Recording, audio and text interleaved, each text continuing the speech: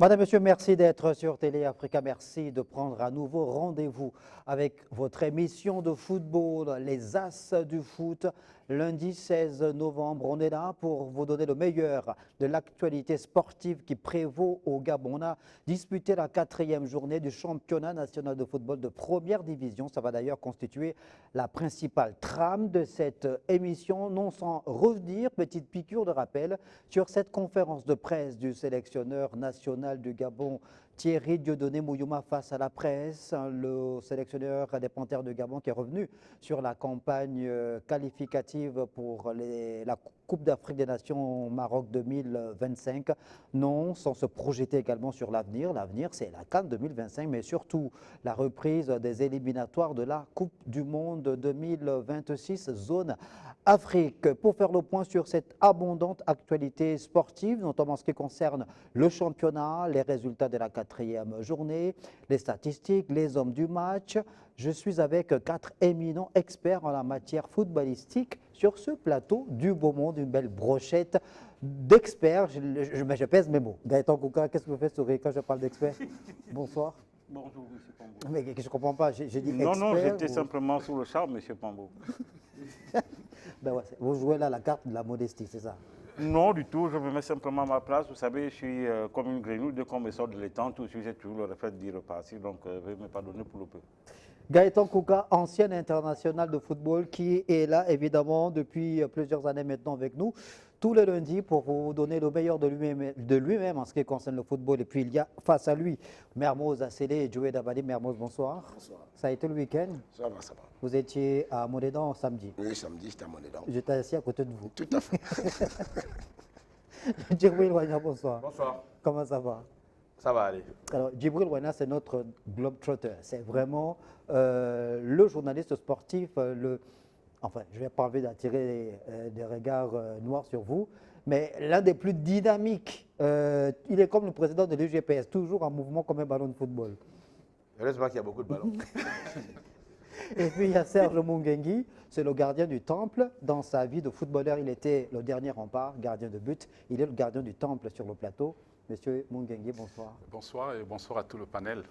Merci beaucoup à tous les 4 d'être là pour que nous fassions une fois de plus le décryptage de ce qui fait l'actualité footballistique dans notre pays. On a donc disputé la 4e journée du championnat national de football de première division. Un championnat qui a commencé tambour battant, un championnat qui davantage mobilise les spectateurs qui viennent des 4 coins des différentes villes dans lesquelles se disputent ces rencontres. Et avec vous, Mermoz Assele, Joey Dabali, tout de suite, on va voir le panneau, le premier panneau de l'émission du jour en rapport avec les résultats de la 4e journée.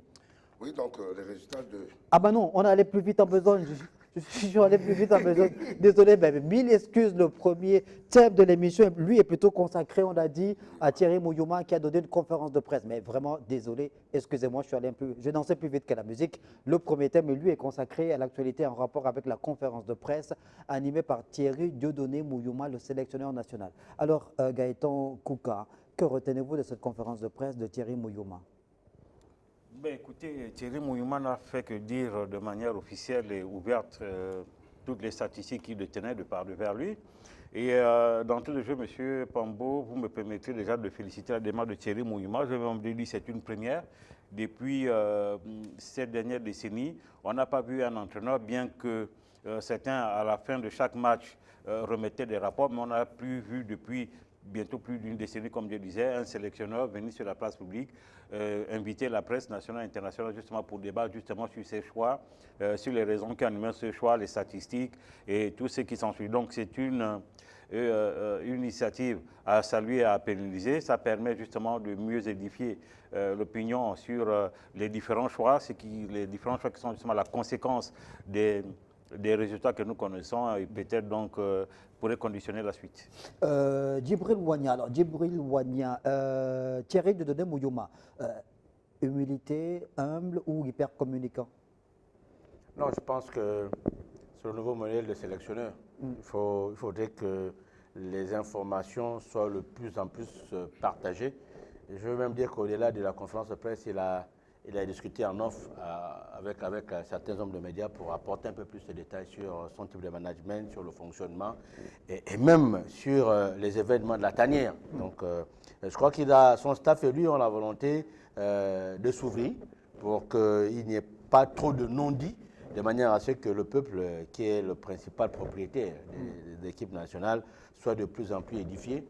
Et la presse étant un élément essentiel dans le relais de l'information. Je crois que sa démarche n'est pas mauvaise. Maintenant, comment sa démarche est-elle perçue? Parce que c'est ça aussi.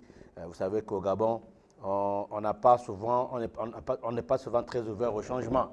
Il faut dire que Mouyuma apporte un type de management auquel on n'était pas encore habitué. Est-ce qu'on va s'adapter? Au-delà du fait que Thierry Mouyuma était un entraîneur avec un peu beaucoup de connaissances dans les questions de management et de marketing, il faut le dire, il faut l'avouer, parce qu'il a quand même fait des études universitaires dans ce domaine-là, au-delà de ses diplômes d'entraîneur et son background à ce niveau. Il a apporté un modèle de management que je crois, pour l'instant, sans me tromper, je pense que je me trompe, mais je vais quand même le dire, un type de management qui, je crois, n'est pas encore en phase avec la perception, peut-être pas de l'ensemble, mais la plus grande partie des acteurs du football gabonais. Serge Monguengui, ça a été l'occasion pour Thierry Dieudonné Mouyuma, évidemment, de faire le bilan de la campagne qualificative, des éliminatoires de la CAN Maroc 2025, en ce qui concerne les Panthères du Gabon. Sans langue de bois aucune, il a tenu à mettre le curseur sur certaines limites observées durant cette phase qualificative. Oui, bien entendu. Déjà, nous lui adressions nos remerciements parce que on avait vu dans un premier temps un Thierry un peu sous la défensive, alors que tout ce que nous abordions comme critique, nous avions pensé jusqu'à preuve de contraire que tout cela devrait concourir à la construction de cette équipe. Mais au sortir de cette conférence, on a tout de suite compris que rien ne s'est fait par hasard, même s'il a bien dit qu'il a opté pour la proximité, il a opté pour l'écoute et pour l'éclairage. Et c'est dans tous les sens, y compris nous qui avons eu l'opportunité de nous prononcer à diverses occasions, mais au sortir de cette conférence de presse, nous avons compris qu'il est dans le bon chemin à partir du moment où l'objectif a été atteint. Maintenant, nous n'allons pas aller dans les éléments techniques. Nous pouvons dire que certes, nous avons atteint l'objectif, mais nous ne sommes qu'à mi-parcours. L'équipe va devoir jouer la CAN, la phase qualificative. Nous aurons l'occasion de nous prononcer encore sur certains éléments qui font ressortir des points d'ombre. Thierry Mouyuma, donc sélectionneur des Panthères du Gabon, des Panthères qualifiés pour la CAN Maroc 2025. Mermoz, lors de cette conférence de presse, on a dit le sélectionneur national a tenu à faire le bilan de la prestation de son équipe, bloc par bloc, les gardiens, la défense, le secteur médian et le secteur offensif. Il a beaucoup parlé des gardiens, il a beaucoup parlé de la défense. Que retenez-vous dans l'ensemble de cette communication en rapport avec ces différents éléments? Si on parle de l'équipe, moi, pour parler d'abord même de la communication elle-même, je trouve que c'est ça, c'est le nouveau modèle de communication que l'on voit au niveau des pays, on va dire, occidentaux, on va dire chez les grandes équipes, les grandes nations de football. Et comme on dit, on ne va pas réinventer la roue. Je pense qu'on avait besoin de cette transparence. Je suis d'accord avec Djibril quand il dit est-ce que nos acteurs actuels sont prêts à ce style de communication où on commence à pouvoir dire certaines choses. Il faudra s'adapter parce que le professionnalisme et la bonne gestion passent par cela. Et moi, j'aime bien cette communication parce qu'il y a une certaine transparence. Maintenant, pour les questions qu'il a abordées, ce que j'ai aimé, c'est qu'il a abordé tous les points qu'il y avait autour de cette équipe des Panthères, notamment son bilan, les fameux nombres de joueurs qu'il a utilisés, les fameux 43 joueurs appelés, 40 utilisés, c'est 19 buts encaissés, c'est 16 réalisés, les petits détails sur le poste des gardiens, le petit détail sur son problème. Et il a bien appuyé sur ces deux points parce qu'il sait que ça, c'est peut-être le secteur encore fragile de l'équipe nationale, en parlant des choix des gardiens, en parlant de la défense, où il a dit qu'il avait commencé avec Kapilangoy et tel, ainsi de suite. Donc, moi, j'aime la communication. Il a évoqué par rapport à cette équipe, justement, qu'est-ce qu'on peut faire pour essayer d'améliorer les choses, en parlant du championnat, en disant comment il regardait le championnat. Il a dit comment il travaillait avec les différents coachs locaux. locaux. Notamment, il a dit qu'ils avaient des journées d'échange avec les différents coachs du championnat. Il a évoqué ce thème qu'on a beaucoup parlé ici. Je me rappelle, il y a environ 2 ans, on mettait sur la table ce problème de la DTN. Il disait que le travail que lui, il faisait avec son staff, avec ses coachs, et que tout devait après aller vers la DTN, qui avait un travail à faire derrière. Et moi, j'aimais parce que on a eu un peu, comment dire, on a vu un coach qui a pu parler de vraiment l'ensemble de tout ce qui était autour de l'équipe nationale, même jusqu'aux problèmes, les différents problèmes qu'on a pu voir de comportement de ces joueurs. Comme il a dit, quand on dit que Mouyouma ne veut pas faire venir, les joueurs soi-disant qui sont bons, et il a expliqué, et je trouve que son explication a été claire. Et j'espère que les Gabonais auront compris son explication quant au fait qu'il ne fasse pas venir certains joueurs indésirables. Les exemples, pour moi, qu'il a pris, les images qu'il a pu prendre lors de cette conférence de presse m'ont plu. Et j'espère que tout le monde sera un peu d'accord sur certaines décisions prises par Thierry le coach national. Mouyouma qui reste donc fidèle à sa vision, à son management au sein de cette équipe nationale gabonaise de football, les Panthères du Gabon. Il y a donc des chantiers qui sont encore là dans la perspective de la participation du Gabon Gaëtan Kouka à la CAN Maroc 2025, mais aussi à cette reprise des éliminatoires de la Coupe du Monde en Afrique 2026. Thierry Mouyouma a de la matière, on venait de le dire, le championnat national qui a repris, certains internationaux qui reprennent également la compétition, l'exemple de Yohan Obiang avec son club qui a recommencé à fouler les pelouses. Il pourrait y avoir une redistribution des cartes. Il y aura forcément une distribution des cartes, M. Pambo, vous l'avez dit. Ensuite, il faut rectifier, il faut dire que Thierry Mouyouma a maintenant la matière. Parce qu'à l'absence du championnat, il n'avait pas de matière, il était obligé. Maintenant. Je ne sais pas de maintenant, c'est pourquoi il dit là maintenant. Parce qu'il y a un passé récent, Thierry Mouyouma n'avait pas de matière, du moins en termes de nombre, encore moins en termes de qualité. Ensuite, permettez-moi aussi de faire quand même un bon, très rapidement, parler du procès en sorcellerie qui est fait autour du sélectionneur. Pour dire que, vous voyez, tout récemment, nous avons Mario Lemina qui vient de perdre, par exemple, son capitanat pour des problèmes de comportement. Et vous comprenez qu'au-delà de ça, il peut être sanctionné. Pourquoi, lorsque c'est fait en Occident, dans le même contexte, nous ne crions pas, mais lorsque c'est fait au Gabon, on fait un procès de personne. Je dis, c'est des faux débats. Ensuite, vous voyez, aujourd'hui, avec le lancement du championnat, et il a dit lors de sa conférence de presse, nous l'avons régulièrement vu au stade avec son encadrement technique, au-delà, un collège d'entraîneurs justement, pour pouvoir justement faire une espèce de prospection, pour voir en fonction des besoins de l'équipe nationale au poste qui éventuellement pourrait venir. Donc ça veut dire que Thierry Mouyouma s'inscrit dans une logique qui est collective et une logique d'ouverture. Or ici, lorsque Thierry Mouyouma pose ses problèmes de communication, mais c'était justement une recommandation qui a été faite depuis longtemps par la CAF. Souvenons-nous que la mise en place de la licence CAF exige justement d'avoir un service communication et marketing. Est-ce que les clubs aujourd'hui se conforment? Parce que vous voyez, à la base, les gens ne se conforment pas et puis en amont, vous allez demander des résultats. Ça veut dire qu'il y a une forme de négligence d'abord qui part de l'appareil étatique jusqu'à nos fédérations et nos ligues et pour attirer à nos clubs pour dire que la responsabilité, elle est collective, avec des missions spécifiques. Il n'appartient pas à Thierry Mouyouma seul de faire il appartient à tout l'écosystème de se mettre en branle et donc mettre en place des mécanismes pour que Thierry Mouyouma puisse justement se mouvoir dans les meilleures conditions. On retient donc que Thierry Mouyouma a désormais de la matière avec la reprise du championnat national de football de première division de 2-2. Pourquoi pas? C'est pas impossible qu'il y ait un super joueur de 2-2 qui soit convoqué en équipe nationale. On l'a vu déjà dans d'autres pays. Je peux prendre un exemple. Tony Cascarino, Marco Verratti. Verratti par exemple, Marco ou Verratti Cascarino qui était sélectionné, qui était appelé avec l'équipe d'Italie avant d'arriver au PSG. Je précise qu'il venait d'un club de deuxième division. Il était déjà appelé en équipe d'Italie. Même Schilacci, quand il est venu. Toto Schilacci, oui, Salvatore Schilacci, paix à son âme évidemment, qui nous a quittés cette année 2024. Alors, on fait le lien tout de suite avec le championnat national, puisque Thierry Mouyouma, on l'a vu, il est régulièrement présent dans les différents stades depuis la reprise du championnat. On l'a encore vu samedi dernier avec tout son staff, Cédric Moubamba, Dieudonné Londo, Eric Moulungi, qui était également présent pour assister à cette rencontre entre le Voter Club Mangungu et Lao CMS. Le panneau, le premier panneau, donc on revient sur ce panneau des résultats Mermoz de la première journée. Oui, donc, de la quatrième journée. De la quatrième journée donc, du du National Foot 1. Donc, pour le premier match, on a donc comme résultat le Stade Mandi et l'AS Dikaki qui se neutralisent un but partout. Il faut rappeler que dans cette rencontre, c'est l'AS Dikaki qui avait ouvert la marque et avait créé la surprise. Heureusement que le Stade Mandi a pu réagir.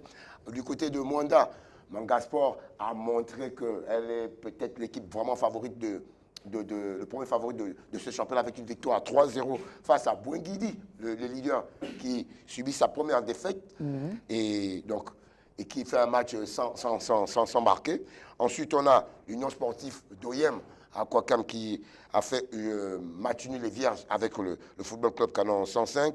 L'Ozosport qui fait match nul aussi avec le cercle sportif de Benji.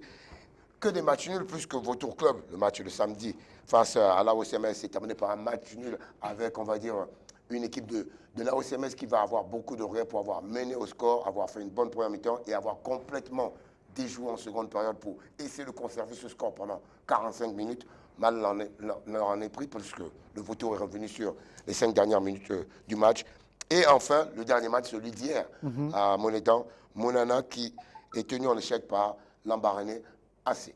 Alors, Serge Moungengi, ce championnat QV 2024-2025 avait débuté tel un coup de canon. Deuxième journée, ou troisième journée, je crois qu'on a eu 18 buts lors de la troisième journée. Deuxième journée, c'était combien le nombre de buts, non? Oui, on en a 11, donc il y en avait 18 lors de la troisième journée.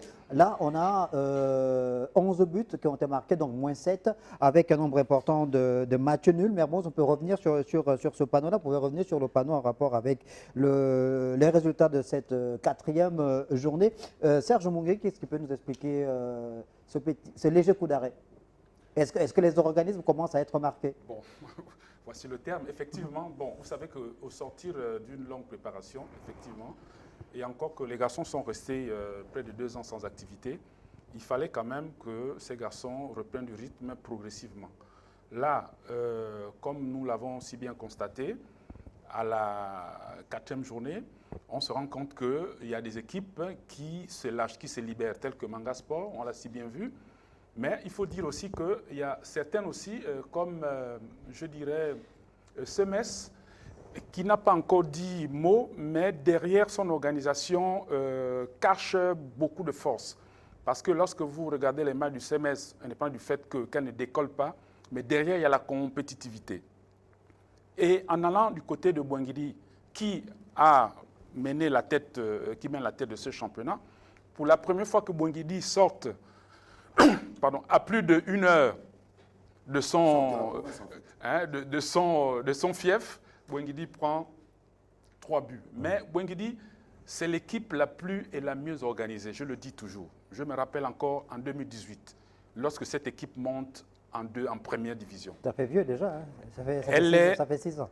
À la veille du Covid, c'est l'équipe qui est retenue pour représenter le Gabon à la Champions League.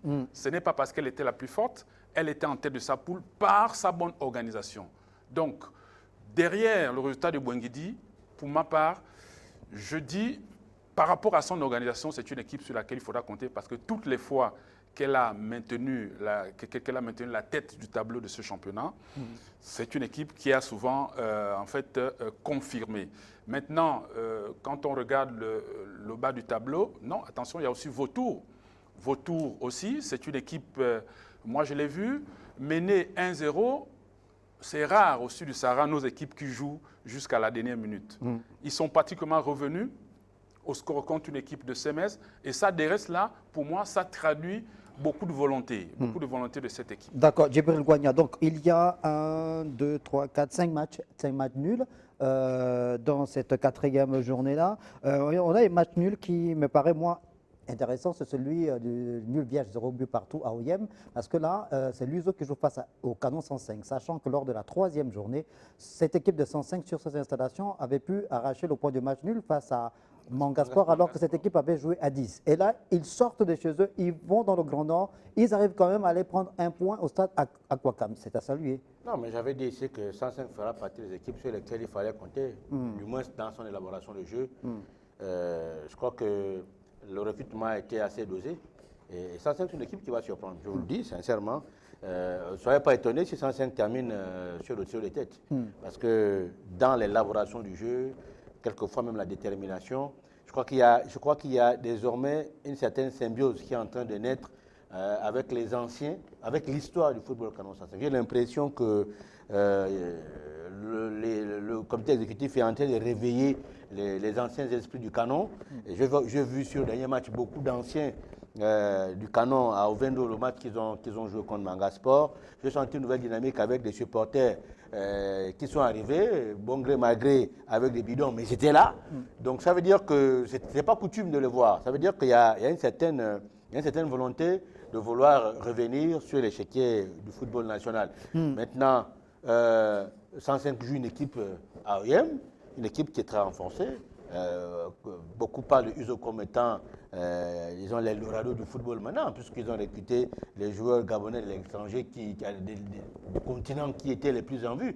Ils ont quand même pu avoir Manimé et Joe Boussougou, qui étaient au Bénin et qui faisaient de bonnes prestations. Ça veut dire que l'Union sportive d'OIM a renforcé son effectif, mais ce renforcement présage d'une volonté de vouloir jouer clairement les premiers rôles. Et l'entraîneur n'est rien d'autre que Judas Numbu, qui a bien baroudé à l'ancien Pélican.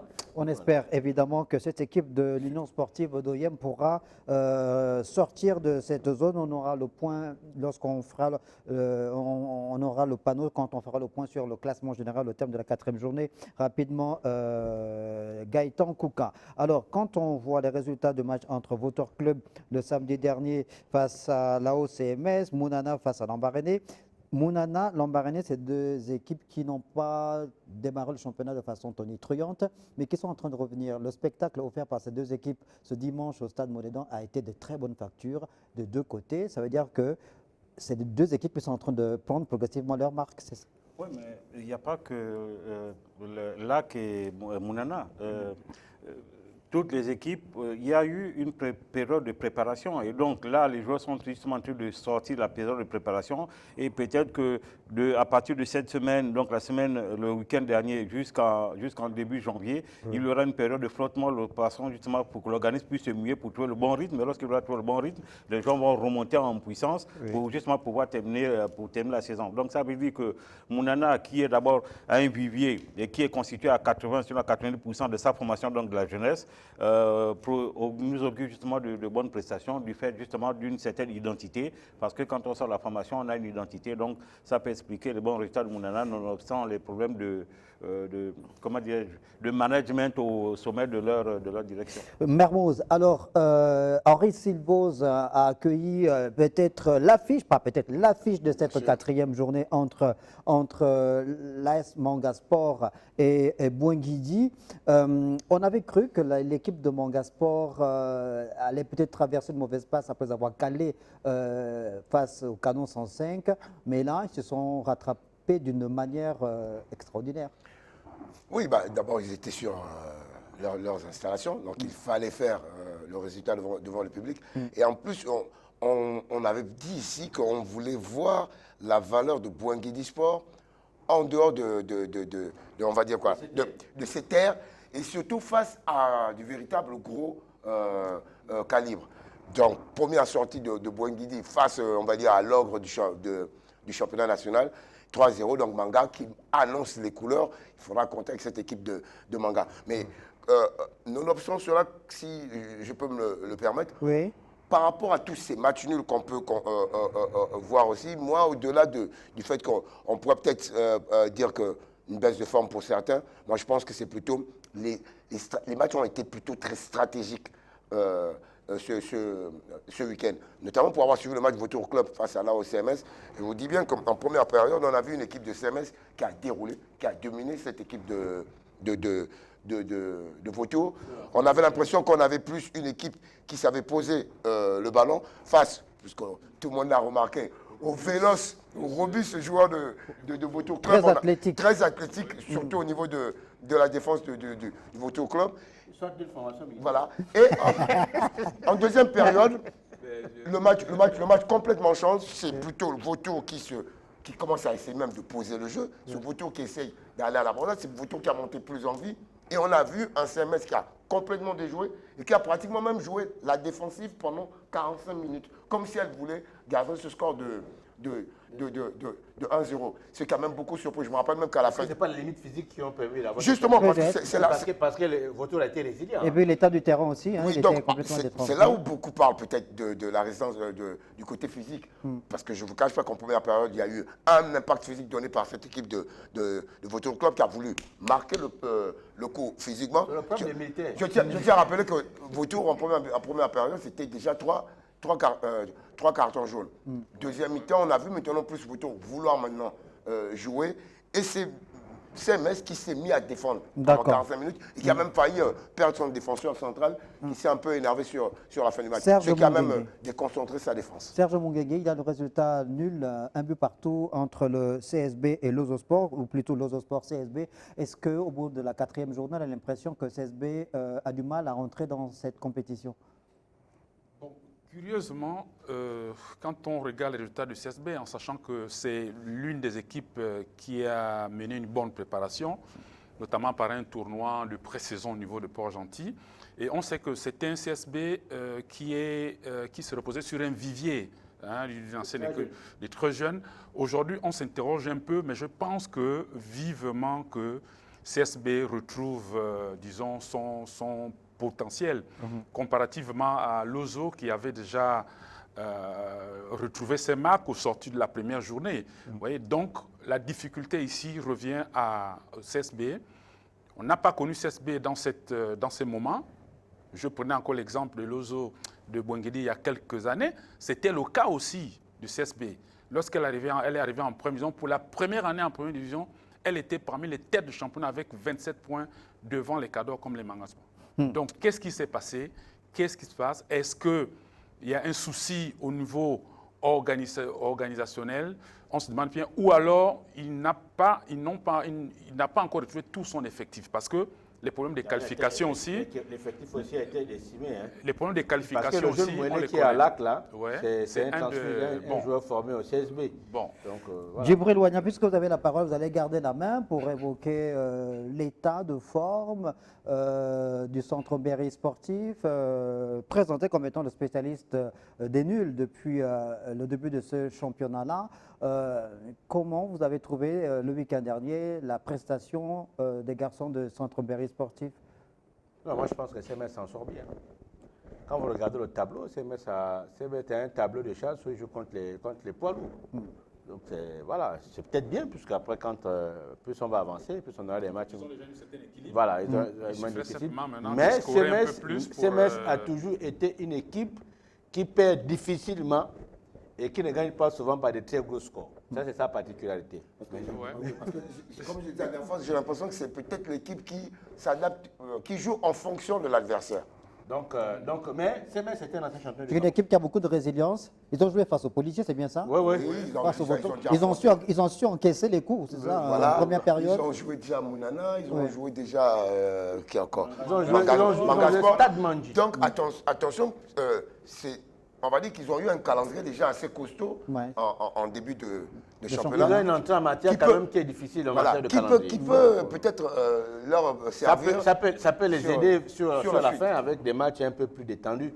Bon, en espérant que les autres équipes aussi ne se bonifient pas. Parce que quand on vous dit que Dikaki a fait un match nul à Port-Gentil en menant, ça veut dire qu'il y a certainement un déclic à Dikaki. CSB aller faire un match nul à La Sauville, c'est une performance. Ça veut dire qu'évidemment, on avait peut-être pensé qu'il y aurait un écart criard entre les équipes supposées être les grosses cylindrées de notre championnat de football de première division et celles qui sont juste derrière. Mais on voit qu'au fur et à mesure qu'on avance dans ce championnat, les écarts, Gaëtan Koka, se réduisent. Oui, en termes de rendement, de prestations, pas forcément les scores. Non, mais c'est logique. Au niveau du jeu. L'exemple le plus patent, c'est le match de Bouengidi Mangasport. Bouengidi, qui jusque-là avait fait un sans faute, Bouengidi partait avec les pronostics des Les faveurs des pronostics. Les faveurs des pronostics, effectivement.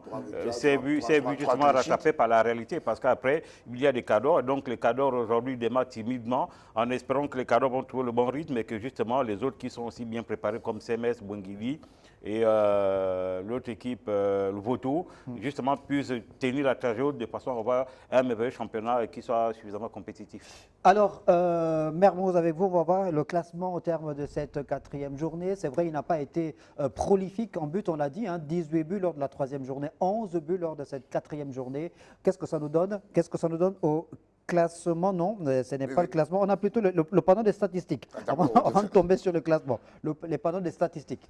Mais bon, au niveau des statistiques, comme on l'a dit, donc 11 buts, donc 7 buts de moins que la précédente journée, 11 buts en 6 matchs, une moyenne d'environ presque 2 buts par match. Voilà. Donc on a eu quand même 26 avertissements. Je vous parle que ça a été âpre, par exemple, pour le match Voto Club à OCMS où on a eu beaucoup. 2 expulsions quand même.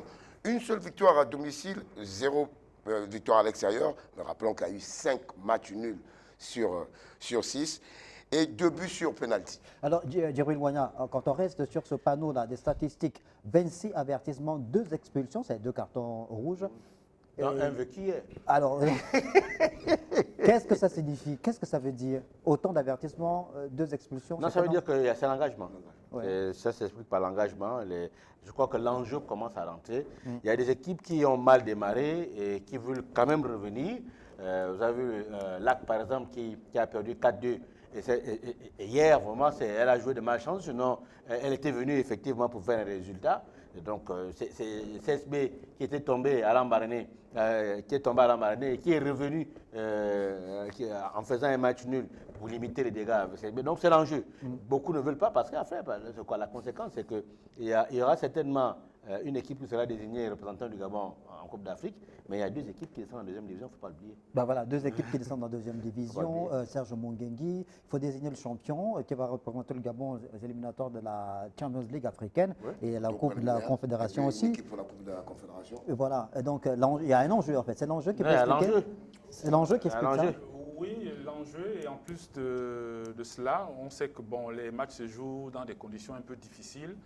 Les terrains sont quand même assez trempés, il y a assez de creux, et puis ça peut faire que les acteurs n'apprécient, ne jugent pas assez bien, disons, leur détermination. Non, pas les trajectoires de ballon, c'est plutôt certaines courses, quoi. Voilà, donc l'engagement, certes, mais j'avoue aussi que sur ce fait, il faudrait bien que les staffs, en fait, arrivent à mobiliser les garçons parce que, vous savez, dans nos effectifs, pour peu qu'on ait 1 ou 2 joueurs de suspendus, tout de suite, l'équipe... Il peut avoir un chamboulement. Il peut avoir un chamboulement. Ce n'est pas des équipes assez équilibrées. Donc, qui ont une profondeur de banc, c'est voilà, ça aussi. pas toujours. Parfois, ces bancs, c'est pour le nombre, mais j'avoue qu'il faudrait que les garçons soient mobilisés dans ce sens-là pour qu'il n'y ait pas trop d'excès d'engagement, indépendamment du fait qu'il y a l'ambition de vouloir jouer les premiers rôles. Alors, ça nous donne quoi au terme de cette 4e journée en termes de classement, Mermoz? D'accord. Le classement, on va dire que Bouangili, malgré sa première défaite de la saison, garde quand même la tête du classement avec 9 points, mais avec ce 3-0 quand même, prend un coup sur son goal average parce que c'était 1 but par match, c'était 3 scores de 1-0. On prend 3-0, donc on remet le compteur, différence de but. Le score encore, c'est... Voilà, à 0. Maintenant, donc, deuxième, donc, c'est ce Manga Sport qui se rapproche donc de la tête avec deuxième avec 8 points. Troisième, donc, nous avons une bonne brochette après de troisième avec 6 points, emmené par le FC 105, suivi de l'Union Sportive de Bitam et de l'AO CMS. Après, nous avons dans le ventre mou cette équipe de l'Union Sportive d'OIM avec 5 points. Maintenant, c'est là où tout se resserre entre cette 7e place, c'est-à-dire toujours le ventre mou, la sortie du ventre mou, jusqu'au premier non relégable. Tout le monde se situe au même nombre de points, 4 points pour le Voto Club, le Stade Mandi, l'Ambaréné AC, SDKaki et l'Ozo Sport, premier non relégable. Et enfin, donc pour les 2 dernières places, c'est le CF Mounana avec 2 points et 16 Benji qui a pris ses premiers points de la saison. Alors Gaëtan Kouka, quand on regarde ce classement-là, évidemment que tout est encore ouvert. On peut aisément le diviser en 3 blocs. entre ceux qui mènent la danse au-dessus, Bouangidi, Mangasport, et derrière, pas trop décroché, le Canon 105 notamment, ensuite le Ventre Mou dont parlait Mermoz, et puis les équipes qui sont plus bas. Mais de toutes les façons, on est quasiment chacune des équipes à 3 points, à 3 points, voilà, à 3 points et se relancer. Comme a dit M. Wagna, c'est l'écart des matchs, autant pour ceux qui sont dans le ventre mou pour pouvoir remonter, que ceux qui sont peloton de tête justement pour pouvoir dépasser. Non, tout maintenant va se jouer dans l'envie, dans la gestion, parce que comme je disais, il y aura forcément un moment de soufflement, et donc c'est celui qui va mieux gérer cette période qui va profiter à engranger de points.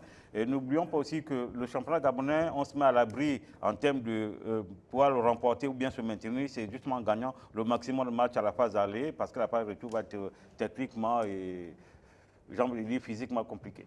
Alors, on a le classement des buteurs. Le classement des buteurs, avant de revenir sur les hommes du match, le classement des buteurs, parce qu'on l'a dit, ça n'a pas été prolifique par rapport à la 3e journée, Mermoz. Non, ça n'a pas été vraiment prolifique pour cette journée. Alors, il faut dire qu'au niveau des buteurs, nous sommes encore en début de championnat, même si bon, certains commencent à vouloir se montrer. Le classement de buteurs, c'est toujours Ngomobiang Freddy de l'Union sportive de Bitam qui est à la tête de ce classement avec 3 buts. Et après, maintenant, nous avons une belle brochette de joueurs qui se tiennent tous avec 2 buts, notamment Mangel, qui a marqué son 2e but samedi avec le CMS. Donc, Ngomobiang, voilà. il faut le dire ici, ils n'ont pas joué, voilà. l'USB n'a pas joué. L'USB n'a pas joué, était exempt de cette journée. Donc, voilà. Pour l'instant, on va dire que nous sommes encore en début de championnat. Il n'y a pas encore de véritable serial buteur qui se détache dans ce championnat. Mais est-ce que ça veut dire que jusqu'au bout du championnat, tout le monde a sa chance là? Bien sûr. Oui, bien sûr, c'est encore serré, au même titre que les résultats dans l'ensemble. Moi, je dis quand même qu'il y a des attaquants qui vont, au fur et à mesure qu'ils vont prendre les automatismes, ça va être difficile de les contenir. Mais les défenseurs aussi vont prendre les dispositions. Malik Vouna, par exemple, de par son expérience, hier, il aurait pu marquer 2 buts. Il faut saluer la prestation du grand début de Mounana, qui a enrayé les 2 buts. Il y a Lengbalama qui risque de revenir. Il y a Joe Boussougou qui est... C'est les expérimentés, c'est les mecs qui ont... Ça veut dire qu'à un moment de la compétition, j'ai l'impression que beaucoup de choses vont se décanter de la part de ces messieurs-là. Les mecs qui ont la bouteille. D'accord. Alors, on a dit 11 buts marqués donc au terme de cette 4e journée, pas la plus prolifique depuis le début de ce championnat national de football de première division. Et en termes de prestations des garçons, hommes du match, on en a évidemment eu sur l'ensemble des terrains sur lesquels se sont disputées les rencontres Mermoz. D'accord, oui. Donc pour le match Union Sportive d'Oyem Aquacam face au FC 105, l'homme du match, c'est ce jeune qui a bien commencé ce championnat, que tout le monde a remarqué, notamment du côté du FC 105, c'est le jeune numéro 4 qui joue avec son numéro 4, milieu de terrain. Peut-être un peu frêle, mais très bon techniquement, c'est le jeune. International, hein. Voilà, Derek, oui. Il est international. Assoumou, donc Derek Assoumou, Il est U20. qui a été nommé homme du match. Pour le match donc, entre Mangasport et Bouangidi, c'est Guy Dongzong de Manga qui a été désigné homme du match, qui a été aussi l'un des buteurs lors de cette rencontre. Lozo face au Cercle Sportif de Benji, c'est Fred Badinga du Cercle Sportif de Benji qui a été élu homme du match. Pour le match Stade Mandi AS Dikaki, c'est Bakita Kwakita, le gardien de but de l'AS Dikaki, qui a, on va dire, fait en sorte que cette équipe de Dikaki, bien après avoir ouvert la marque, a su faire un gros match pour que son équipe ne perde pas, parce qu'il fallait que Mandi s'était vraiment jeté à l'abordage. Pour le match que nous avons suivi samedi, Vautour Club House CMS, c'est Alain Clotaire Nzogé de Vautour Club qui a été pour moi peut-être l'homme le plus en vue, le plus dynamique de cette équipe de Vautour Club. Et on va dire peut-être celui qui essaie d'orienter le jeu offensif de cette équipe de Vautour Club. Et enfin, pour le dernier match, CF Mounana, Lambarana FC, c'est encore, je préfère le dire, c'est encore Prince Mouélé de Lambarana FC qui a été désigné homme du match pour la 3e fois en 4 journées. Voilà. Bon, pour ceux qui ont compris, en 4 journées, en 4 semaines, en un mois, nous avons peut-être là, sûrement là, notre homme du mois. Ce sera officialisé évidemment par la Ligue nationale de football professionnel et son partenaire, l'UGPS, l'Union gabonaise de la presse sportive, qui a donc cette collaboration à la responsabilité évidemment de désigner les hommes du match dans ce championnat de football de première division au Gabon. Avant de nous projeter... Avant de nous projeter sur la 5e journée, on va faire un petit point sur Boinguidi Sport en termes de deuxième thématique de cette émission, Gaëtan Kouka. Boinguidi Sport qui chute lourdement sur la pelouse du stade Henri Silvose de Mwanda face à l'AS Manga Sport, 0 but contre 3, mais qui garde quand même les commandes. Est-ce que c'est le début de la dégringolade pour Boinguidi ou bien, bon, ce n'est qu'une erreur? Non, mais c'est une, on va dire, un faux pas. Un faux pas. Oui. Nous sommes encore dans une étape qui est suffisamment longue. Et puis n'oublions pas que Boinguidi a fait une très bonne entame. Et lorsqu'on parle de bonne entame, ça veut dire qu'il y a un investissement physique, mental et tactique qui est important. Donc à un moment donné, il peut y avoir un relâchement. Et n'oublions pas que Boinguidi fait son faux pas contre l'ogre, l'un des cadors du championnat qui est Manga Sport. Donc on va dire que du point de vue de l'histoire et du point de vue de la prestation, quand on regarde bien le match, Manga a mérité sa victoire. Il suffit simplement à Boinguidi de se remettre, de passer à autre chose, de pouvoir pleinement poursuivre la compétition. Djibril Gouagna, dans l'émission, Serge Monguegui parlait de Boinguidi comme étant une équipe, évidemment, dont il faut voir la qualité des résultats aujourd'hui en partant de 2018. Vous en connaissez un rayon, un bout, cette équipe de Boinguidi Sport dont vous avez été en inside. Dites-nous, est-ce qu'il y a ce legs-là, ce leg de cette belle campagne, période de Boinguidi Sport qui aujourd'hui permet à ce que cette équipe-là arrive à pouvoir jouer le titre? Bon, il y a quelque chose qui est indéniable, c'est que sur cette terre, Boinguidi fait partie des équipes qui est bien organisée. Par exemple, un peu de peut-être Manga Sport et puis l'Union sportive de Bitam. Mais il faut aussi dire qu'il y a quand même une volonté du comité exécutif de Boinguidi Sport de vouloir faire exister la province de Logololo et surtout la ville de Koulamoutou. C'est l'une des rares capitales provinciales qui, jusqu'en 2018, n'avait pas une équipe en élite du football gabonais. Donc le club, je crois qu'à la base, avait même été créé pour ça. Tu as dit ça pour nous frustrer ou pas? Non, ce n'est pas pour frustrer, mais c'est une réalité. Bon, c'est un fait, en tout cas. Les sociologues vous diront que c'est un fait. Peut-être pas encore un phénomène, mais c'est un fait. Ça fait longtemps que Mounadjou n'est plus en première division. Donc, quand vous dites ça, vous nous frustrez. Oui, Mounadjou, c'est la capitale provinciale, Chibanga. Oui, mais je vous dis, Koulamoutou n'avait jamais eu une équipe en élite du football gabonais. D'accord, bref, c'était juste une parenthèse. Donc c'était d'abord ça la base.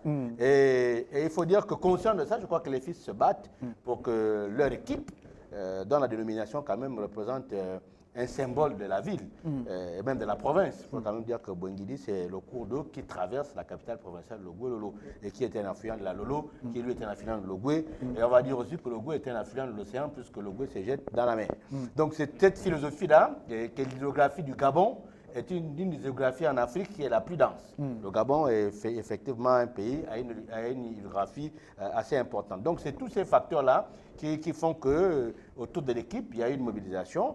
Je pense qu'aujourd'hui, c'est peut-être pas plus trop comme au début, mais la mobilisation est là. Il y a une âme, il y a une ADN. Il y a une âme. Ouais. Et puis bon, je crois que d'ici quelques jours, il y aura une assemblée générale qui va certainement encore, pourquoi pas, mobiliser les fils et filles de la province et du département de Lobengidi et ses environs pour leur permettre d'apporter un peu plus de contribution pour que l'équipe puisse faire des performances. Parce que je crois que les 3 victoires d'affilée réalisées ont certainement donné un certain goût, ont attiré l'attention.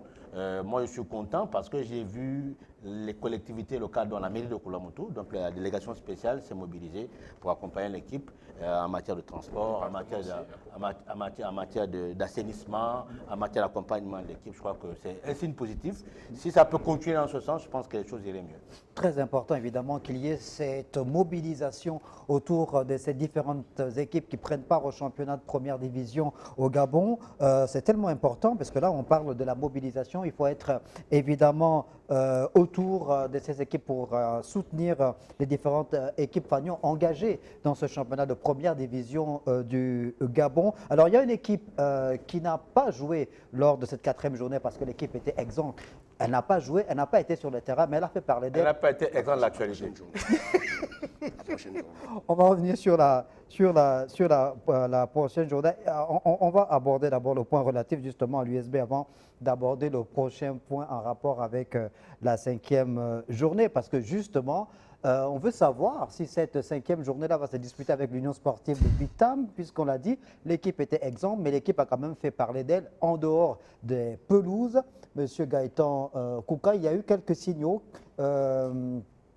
qui ont donc transpiré du côté de l'Union sportive de Bitam en rapport avec le management de l'équipe. On a parlé de grève larvée des joueurs. On aurait même dit que l'entraîneur Thomas Libi aurait plié bagage, claqué la porte, comme le dit Mermoz.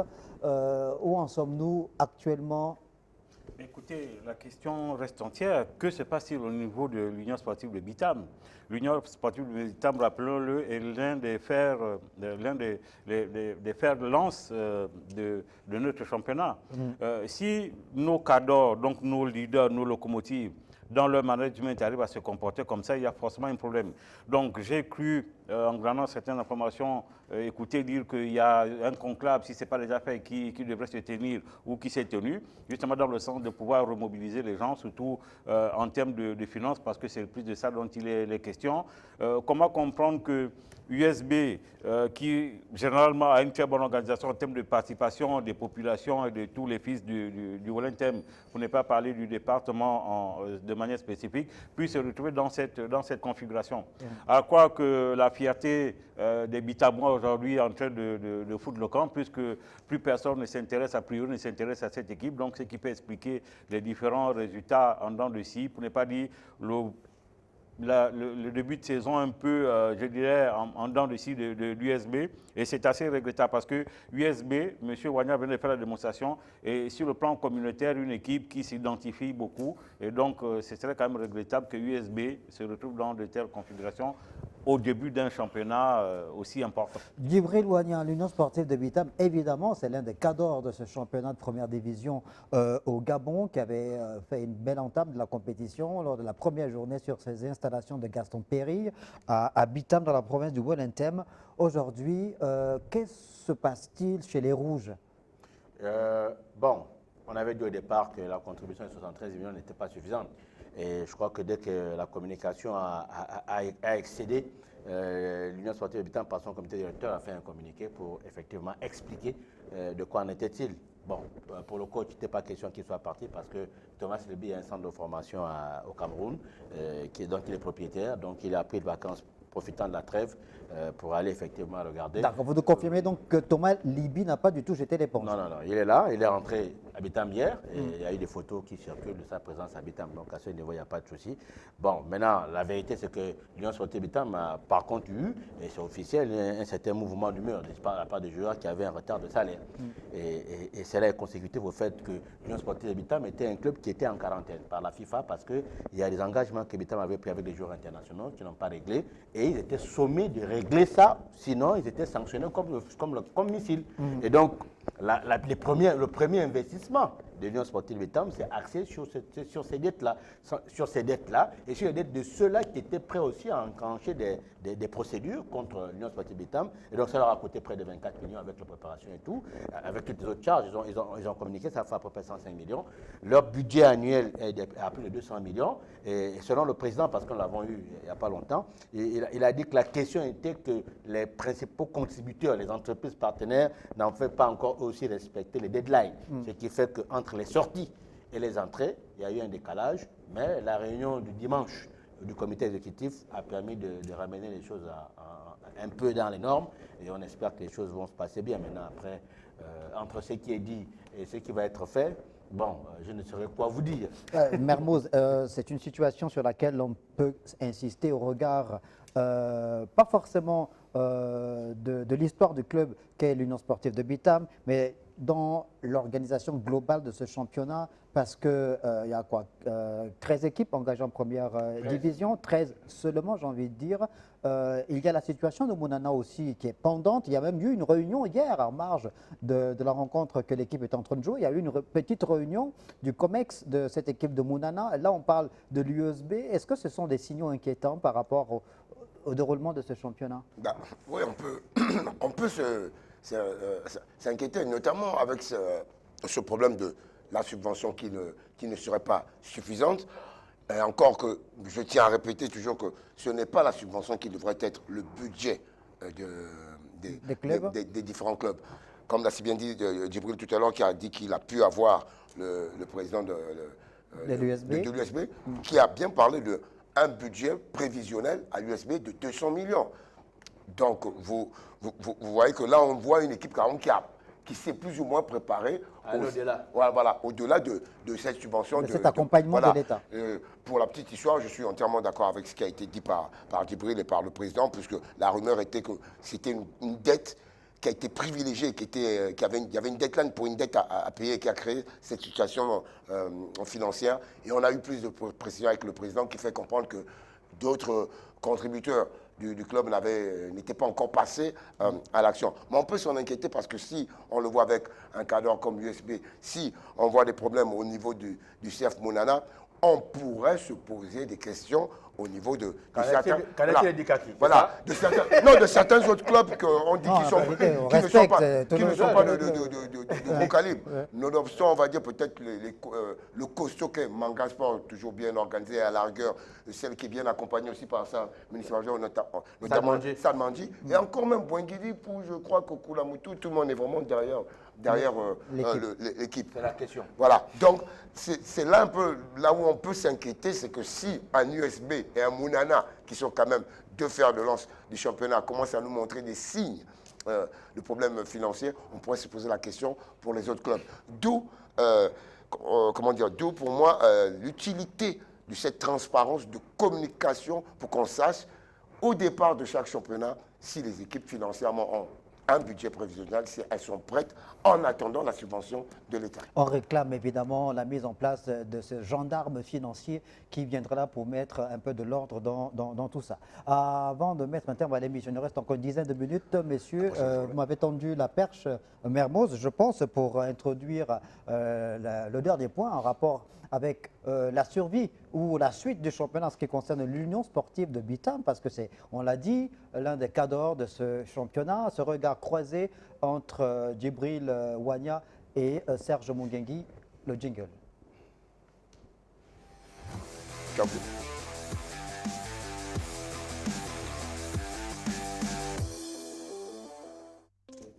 Regard croisé donc, l'Union sportive de Bitam arrivera-t-elle à arriver au terme de ce championnat?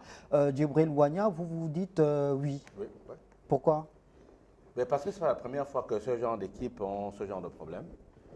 Il faut quand même rappeler que la sociologie politique du Gabon actuellement fait que le nord du Gabon ne peut pas faire fausse route. Que les initiés m'entendent. La même sociologie politique ne fera pas en sorte que la dénomination Mounana soit écrasée. Donc je crois que les fils ont entendu ce que j'ai dit. Je crois qu'ils sont en tête de se bouger pour ça. Je ne pense pas que ces équipes-là vont mettre la clé sur le paillasson. C'est des marques déposées. D'accord. Serge Mungengui, vous prenez plutôt l'opposé de Djibril Wanya. Oui, j'espère que je serai compris. En fait, la difficulté ici, dans mon opposition, serait qu'il y a un pan dans cette organisation qu'on oublie. Pour peu que les syndicats de ces joueurs-là se mobilisent pour demander aux garçons de ne pas subir ce genre d'activité, tout peut s'arrêter. Parce que nous sommes restés 2 ans à cause d'eux. Vous voyez, nous ne sommes qu'à la 3e journée, des garçons vont réclamer, à la 4e journée, des garçons vont organiser un mouvement, alors qu'ils font partie du projet. Moi, je suis dirigeant. Je vous sollicite pour faire partie de mon effectif avec toutes les conditions. À peine à la 4e journée, vous remettez en cause ma bonne moralité parce que simplement vous avez une semaine de retard de paiement de salaire. Donc je dis, si nous allons dans ce sens-là, si les garçons ne prennent pas corps au projet, ça peut s'arrêter à tout moment. Gaëtan Kouka, on a besoin de votre lumière Non, pour je pense départager que les deux points de vue. M. Mungengui a plus retenu mon attention simplement parce que nous sommes tous sans ignorer que les présidents du club ont reçu 75 millions. Nous sommes seulement à 73 millions. Nous sommes seulement à un mois du démarrage du championnat qui correspond à un mois de versement des monuments. Les clubs sont incapables de payer. Je dis c'est scandaleux. C'est scandaleux selon Gaëtan Kouka. Et avant de mettre un terme à l'émission, évidemment, on vous a réservé le meilleur pour la fin. Et le meilleur, c'est parler encore de football, parler de la prochaine journée. Ce sera la 5e journée du championnat de football de première division Mermoz. Quelles sont les belles affiches où on aura droit à une forme d'équilibre entre les équipes qui vont s'affronter? Donc, la prochaine journée, c'est samedi prochain. Tous les matchs se joueront samedi prochain, 21 décembre. Donc, on aura au stade Tatamigolé, chez le leader, Bouengili, qui aura à cœur sûrement de se racheter et se rattraper devant son public, qui va affronter l'Union sportive d'Oyem à 15h30. À 15h30, toujours du côté de Lambaréné, au stade Jean Como, on a une belle affiche pour moi dans cette 5e journée. C'est Lambaréné AC, qui va avoir à cœur de ne pas subir une deuxième défaite d'affilée sur ces terres. Mais en face, c'est quand même Manga Sport qui arrive du côté du Moyen-Ogooué. Du côté du Stade Bombay, à 15h30, on aura l'AS Dikaki à domicile. Il y a Dikaki qui a montré de bonnes choses lors de cette 4e journée à Mandi, qui aura à cœur d'essayer peut-être de prendre les 3 points de la victoire du côté du Vautour Club face au Vautour Club de la police.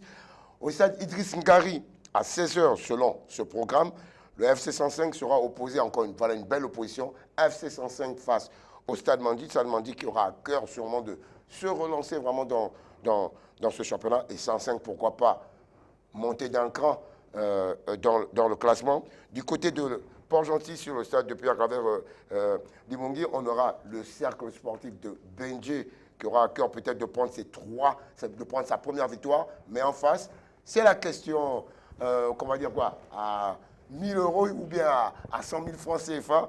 Est-ce que l'Union sportive de Bicam fera le fameux déplacement du côté de Port-Gentil? Je pense que le président nous a rassurés. Et enfin, du côté du stade Beba de la Surville, c'est l'Ozo Sport qui va recevoir le CF Mounana. Est-ce que Mounana va se voyager? Et l'autre question, est-ce que Mounana pourra faire aussi ce fameux déplacement? Alors, on ne va pas créer un climat anxiogène où j'ai la psychose, parce que vous avez évidemment remarqué que depuis le début du championnat, les spectateurs, les fans sont très nombreux dans les différents stades. On vous recommande évidemment d'aller prendre d'assaut ces différents stades pour la 5e journée, notamment au stade Idriss Ngari, Gaëtan Kouka, pour ce choc entre le Canon 105 et le stade Mandji.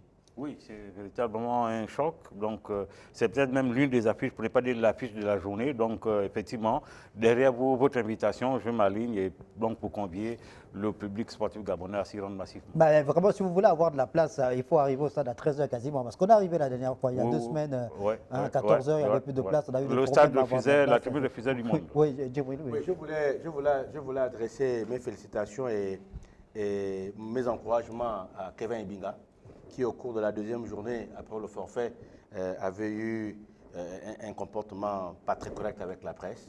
J'ai loué son courage et surtout sa hauteur d'esprit.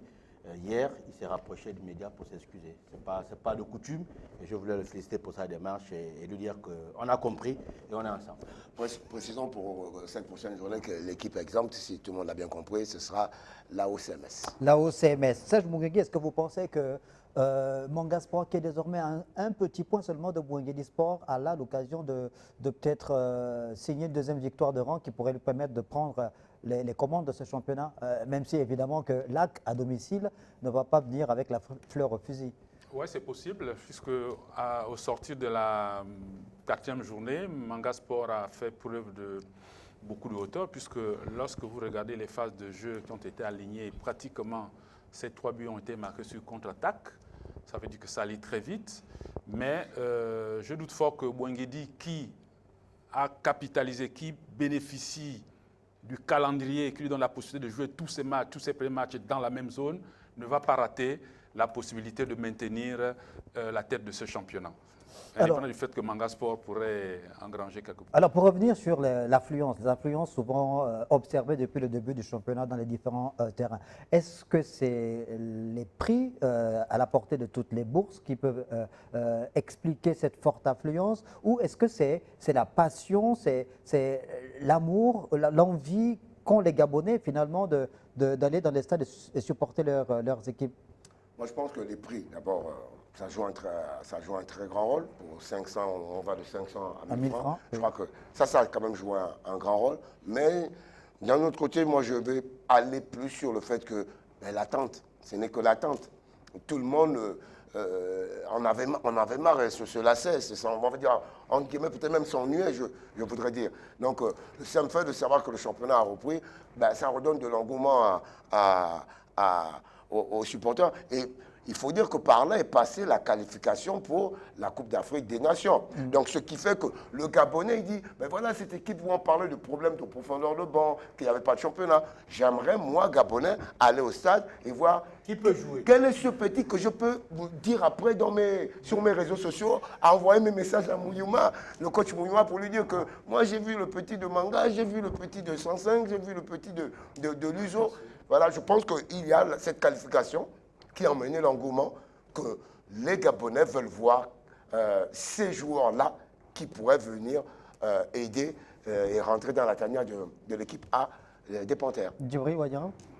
Non, je ne suis pas très loin de Mermoz. Je crois que c'est un peu ça, mais aussi que quand même, il y a des efforts de communication qui sont faits, il faut les souligner. Il y a au moins un direct par semaine. Et ce week-end, on en a eu 2. Et je crois qu'il y a un projet dans ce sens qui, certainement avant la fin du championnat, va permettre à ce que les productions des matchs que le produit championnat national soit véritablement une denrée qui soit vendable, à condition que le spectacle soit comme il l'est maintenant, sinon un peu plus, pour garantir les partenaires. À condition évidemment que toutes les équipes engagées dans ce championnat disputent le dit championnat jusqu'à la dernière journée. C'est le souhait évidemment émis par tout le monde pour que le spectacle reste le plus extraordinaire sur les différents stades. Mais messieurs, je crois qu'on a fait le tour de la question en ce qui concerne l'actualité footballistique. La bonne nouvelle aussi, c'est que je crois qu'on va dans quelques semaines ou quelques mois lancer les éliminatoires du championnat d'Afrique des Nations 2025. C'est bien ça, le CHAN? Oui, mais le Gabon s'est retiré. Le Gabon s'est retiré avant la reprise du championnat. Ouais. Donc c'est parti pour la prochaine édition. Cette fois-ci, on n'était pas prêt. Je crois que ça avait été une erreur. Ouais. Ça a été une erreur de On n'était pas prêt, on n'avait pas de championnat. Oui, mais il y avait un problème de timing. Mais ça Nous-mêmes, va. on n'a pas cru. Voilà. Je pense que pour moi, ça peut être un mal pour un bien parce que ça pourrait justement permettre de commencer à bien travailler, nous en interne, c'est-à-dire essayer de mieux pérenniser justement ce championnat pour qu'après, on ait de la qualité pour notre équipe locale du CHAN. Et je tiens à rappeler même que Dieudonné Mouyouma en a parlé dans sa conférence de presse lorsqu'il parlait de ces échanges et du profil de joueurs que pourrait avoir besoin l'équipe A comme l'équipe A'.